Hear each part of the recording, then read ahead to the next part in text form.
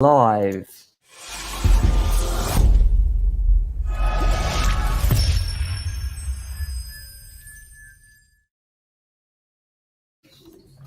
Dzień dobry, assalamu alaikum, ciao, konnichiwa, good morning, good morning, good morning, good morning. How are you today? It's Ken at 10. Did you see the football last night? Wasn't really worth watching, was it? It was a bit disappointing, and we really want to beat those Hungarians, don't we? There's something about that, isn't there? But yeah, a little bit disappointing. How are you today? Welcome. First time joining us, then this is Ken at 10.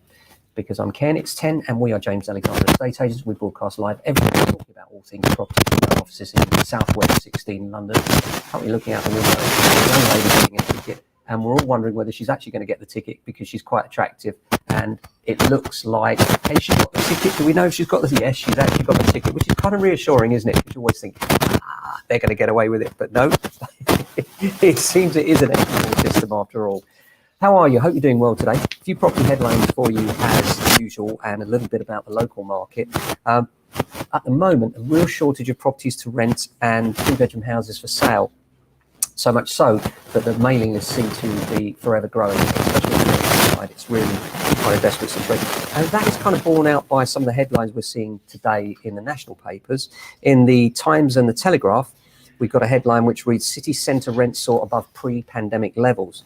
It's interesting because there was an exodus from the city into greener, cleaner spaces, so to speak. People telecommuting, Zoom meetings and the rest of it, but there's been a real surge. And what the article says is landlords in city centres have seen rents surge by more than 10% as tenants rush back into flats. In several urban centres, rents are now above pre-pandemic levels, according to Rightmove. After completion for flats doubled over the past 4 months, the homes have been snapped up at the quickest rate ever recorded. It took on average 17 days to let a property. Bristol, Nottingham, Glasgow, Manchester, Oxford, Leeds and York and Birmingham have all seen average asking rents surpass pre-pandemic levels. The surge in demand has pushed the supply of rental homes to its lowest level in almost a decade. That's certainly what we're experiencing. And that's according to the website Spare Room. Of all Britain's 50 largest towns and cities, London, yes, at last we're back, recorded the biggest jump in the ratio of tenant demand to supply between July and September, and that's up 165%. Well, you heard it here first. We've been saying for some time that the cities are likely to experience a jump as the pandemic eases and people come back to work, and that's certainly what we're finding. And then added to that, there's an article in the Telegraph which says that a survey for the countryside charity CPRE has found that less than half, that's 43% of people aged 16 to 25 living in rural areas, expect to stay there for the next 5 years, citing expensive housing, poor public transport for wanting to leave.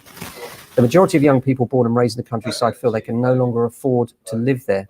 Of those hoping to leave the countryside, 72% said affordable housing was their biggest concern.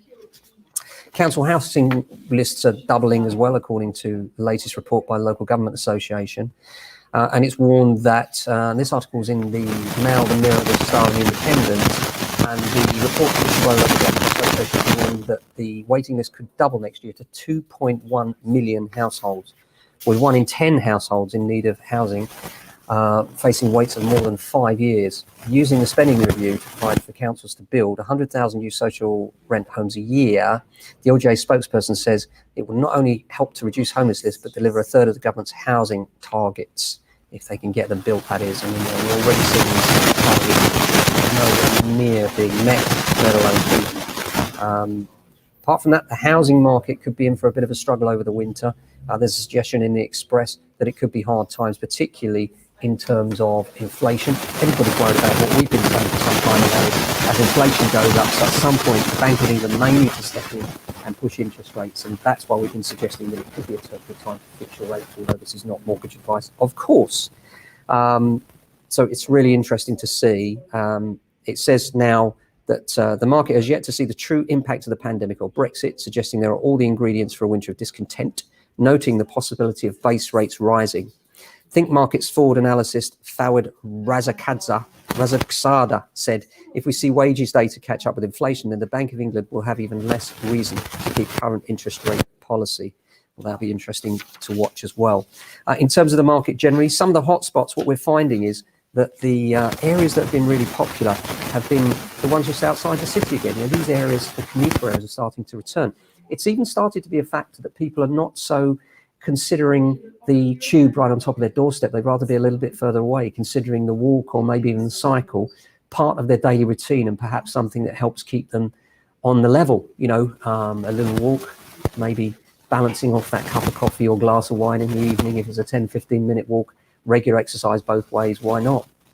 So in terms of the market generally, stock is the big word at the moment. Everybody's lacking stock, and this is still driving prices. We suspect this will continue throughout the winter, because a lot of people, you know what us Brits are really good at doing when we're not sure, when the market's a little bit this and a little bit that?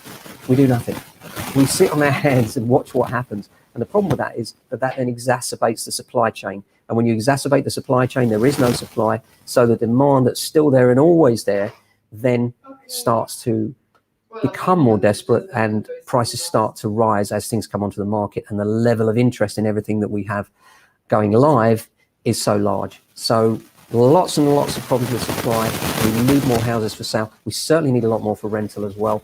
If you're thinking of retiring, you think about the whole buy-to-let thing, then now is a great time, I think, to consider getting in, because the demand is there.